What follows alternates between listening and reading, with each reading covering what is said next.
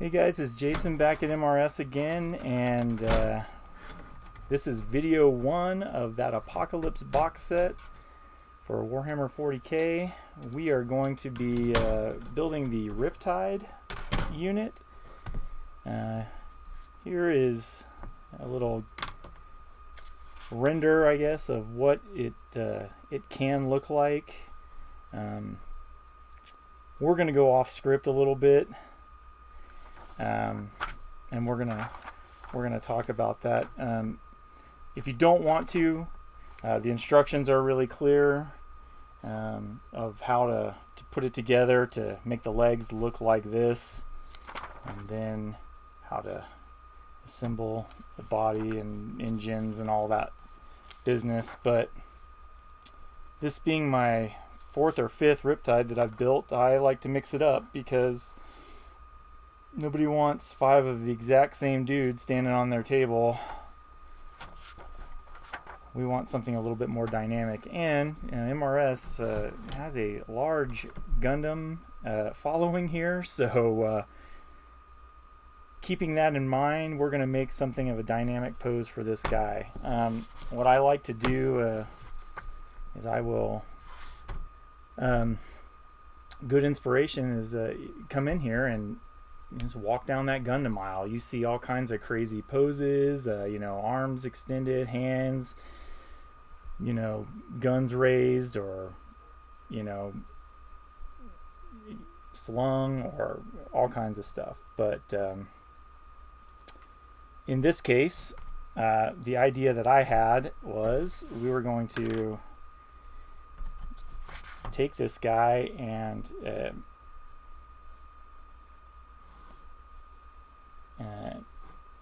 I want him to look like kind of like a dynamic landing. So kind of both feet together, like he just came in and landed. And maybe when we construct the base, we're gonna get those feet kind of coming out like so, but try to keep his legs together. And we'll just kind of work through the challenges of doing these kind of custom poses without compromising the integrity and the strength of the model, because at the end of the day we do have to transport this guy to various other tables and use him for the game piece that he is. So now, again, this is just like a loose sketch. Obviously, I'm not trying to win any competitions, as far as that goes. These here will be these are the engines of it, and then these are the jet packs back here. But the idea is we're going to get the arm kind of raised in front of him. And then we are going to attach an actual hand, and I'll show you kind of what those can be and what they look like. So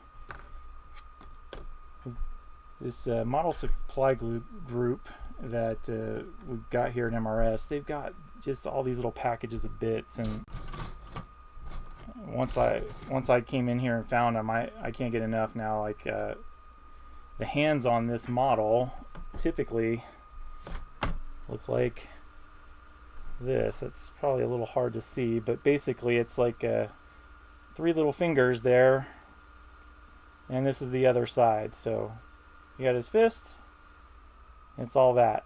But what we're going to do is we're going to take that hand and we're going to put it there at the end of that to really give it a cool,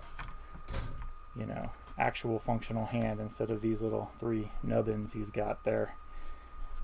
That being said, we're gonna build that, and here's his shoulder piece, and then he'll have his hand, cool fingers kind of in front of him, and then we're gonna put the shield out like this, and on this arm we're just gonna have it kind of slung back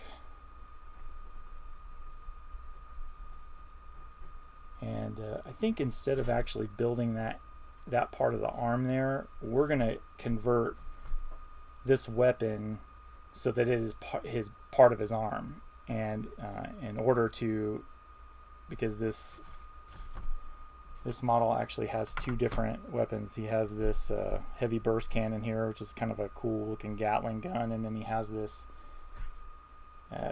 big fusion blaster. But what we'll do is we'll use the body of the gun here for the burst cannon, and then we'll put some magnets in there, and then we'll cut some of the bits off of this so that we can either attach this part of the weapon to make it the fusion blaster, or the barrels up there to make it the burst cannon. And we'll fix the joint of the arm, which is this part right here, and this part right here. We'll kind of affix that there so that it looks like his arm is the gun, which will be kind of a fun new take on that too. So we'll have a big gun back here.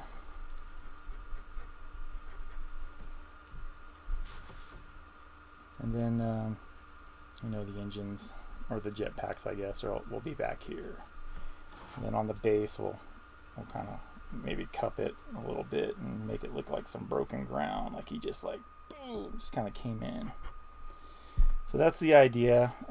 I like to just kind of get a shape in mind, so when I'm starting to build the model itself, I know I can try to dry fit the pieces together and see if I can make them do what I want them to do. All that being said, let's go ahead and crack open the book and see what we're going to do.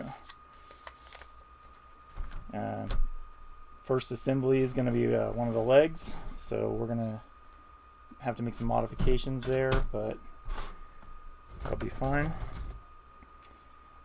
Get yourself a good set of clippers. These are from Citadel. They're pretty good. I like them, but that just helps kind of minimize your sanding, filing, fitting, if you can get a good cut. Alright, well, let's get started. Let's see, we need 56 and 58. These are numbered, but they're not lettered, so the numbers go across all the sprues in the kit, so you just gotta hunt. So knowing that we are building the leg, though, I know that I can clip out some feet. Here's a foot. That's 52. So we'll get this guy over here.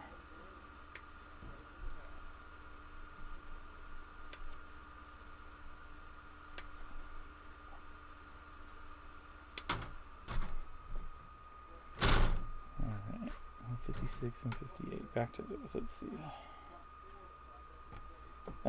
Games Workshop does tend to keep the pieces that go together kind of next to each other, which is nice. So I just clip this foot out. This leg is here. I'm betting that these two pieces are the ones that go to this leg, and we'll see when we get there. But they are usually pretty good with doing that.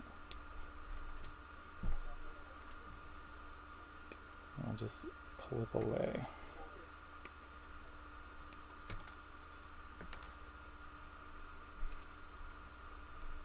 At 53 and 54, that's these. And if you've never used these clippers before, they are designed so that you use the flat end against what you're clipping. And Games Workshop has done the bits that are on the sprue there. You'll see that they kind of have a diamond shape to them, and that kind of helps your clipper get right down in there. It is successful in almost all cases, but sometimes you know, they are kind of tight, but that's just the way it goes. We need 50 10 and 51.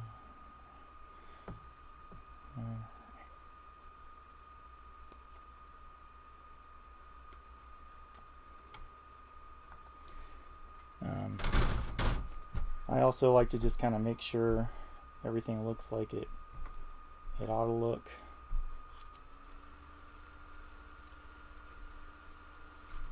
So that's that bit, and then I've got these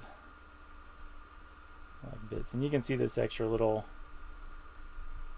junk on here, and sometimes you can just put them together and clip them off, and that'll help your pieces kind of mate together a little bit better. But we'll clean all this stuff up. So part of our obstacles that we're going to have with this and making a custom is, it's not necessarily an obstacle if you're building it according to just how the instructions are, but the way we're going to build it, there's, I don't know if you can see, there's this little peg here at the end of the ball now, and then you can see that these are going to kind of you know, fit together within here.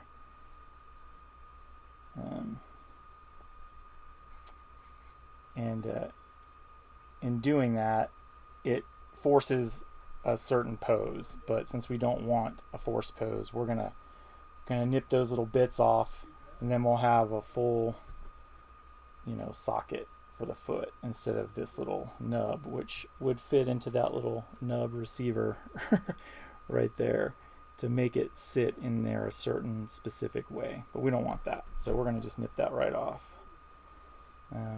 I'll nip it off and hit it with some sandpaper just to kind of lightly clean it up, and I've just got this 320 grit. It works real good for not scarring up the plastic too much, and that's really his clip, and then just kind of knock the edges off.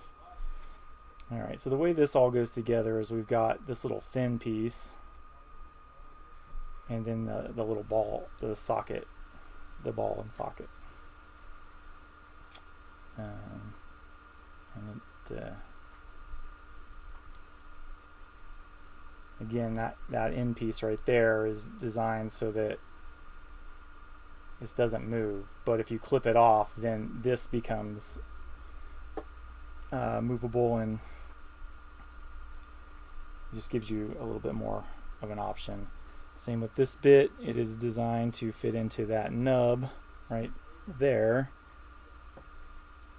like so, and again, then you get a forced stance. Same with this nub here. So knowing that, I'm going to clip all that junk off because I don't want it. It's on this side, so let's get rid of that. Get rid of that. And we'll get rid of this. Alright. And now we're just going to get ready for assembly. I tend to like to just kind of sand them while they're together, because I don't need to take off anything that's on the inside and isn't going to be a problem to me. I only want to take off the stuff that's going to be visible. So just kind of loose. We're not trying to make anything. I know this piece right here gets covered by a big thigh armor, so I'm not too concerned about that, the way that looks.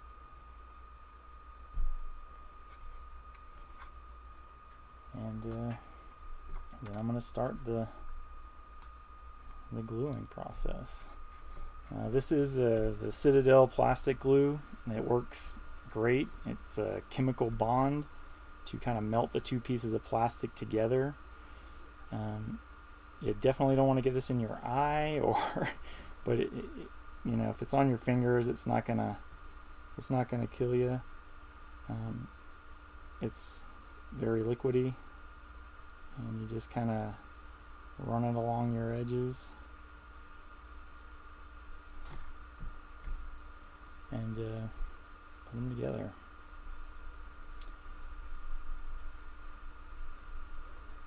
one thing to be careful about when you are building this with the plastic glue, if you put it together and there's some out here and it's been sitting out here for a second and you put your thumb or something on there, it's going to make a really cool thumbprint in your plastic. So it's that whole chemical melting plastic pieces together thing. They aren't kidding. So watch the using too much, as if you're not careful. Alright, so again, all this stuff we're going to kind of do a quick cleanup. And I like to just get my sandpaper right here and just drag my piece along it to get those little bits off.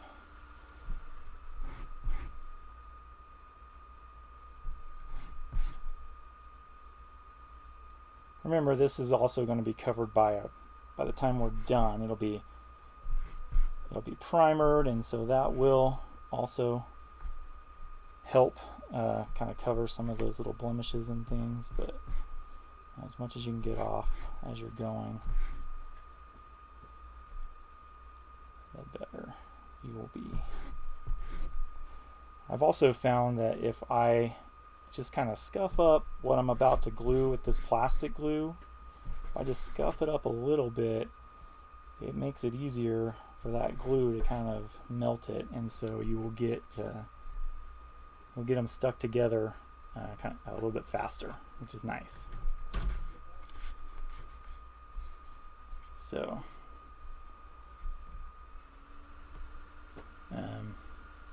just like when I used to build Legos as a kid, I like to hold it the way that the instructions do. That's just my own personal preference.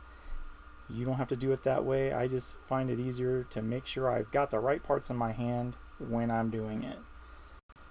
And so this one's a little tricky because you've got to glue these two pieces together, and you've got this little thin piece that has to go in between them, and you've got the ball piece that has to go in between them. So it takes a little finesse, but you can set your glue in, and then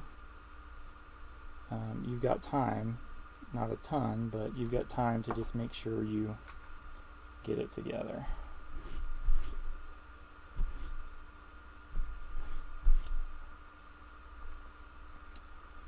Alright, so I'm going to set this guy in like that. And these aren't designed to be glued in, as you see the little symbol there for, no, don't glue me.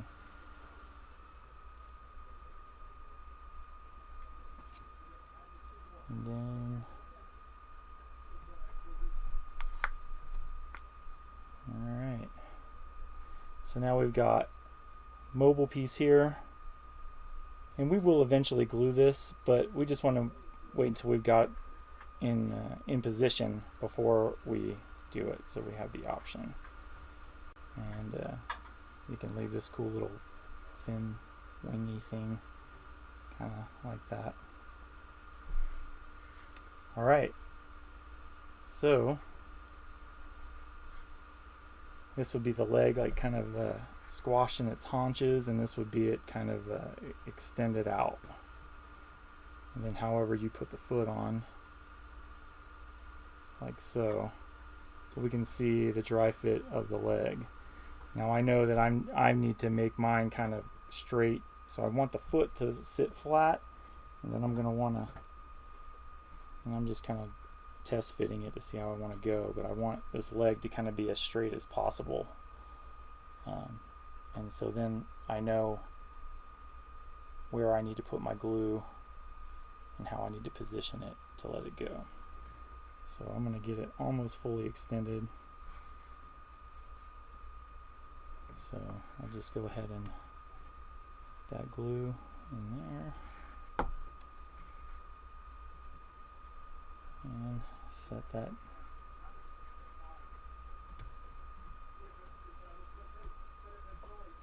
like this.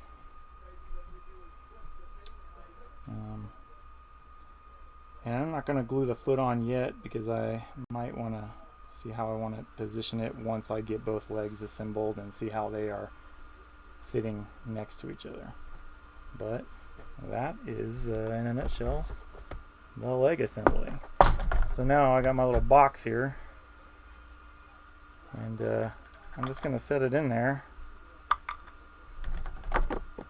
and move on to the next piece.